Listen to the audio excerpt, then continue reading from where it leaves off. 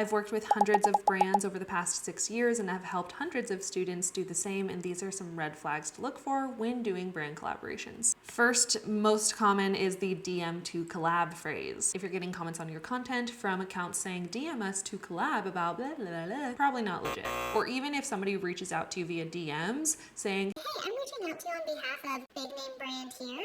They want to work with you. Probably a red flag. If it sounds legit and it sounds exciting, you can reply to that DM saying, thank you so much for thinking of me. Please have the brand email me at blah, blah, blah, blah, blah, blah, blah.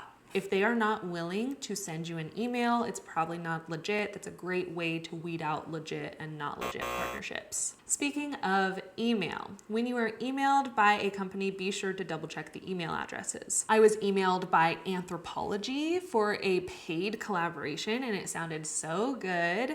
And then I looked at the email and it was at gmail.com. But of course, when you check the Anthropology website, their business is not a gmail.com business. So always double check the email address. Something else to keep an eye on in emails is just general spelling and grammar. If there's tons of typos, might not be a legit email. Something else that I've noticed are emails that sound like templates. I've seen this where a brand addresses me by the wrong name, or even they say something like, hi, Millie Adrian, social media coach. And it just auto plugs in things that I had on my social media accounts, like AI did it up, and it just doesn't come across as legit. One of my personal favorites are comments saying, hey, pretty girl.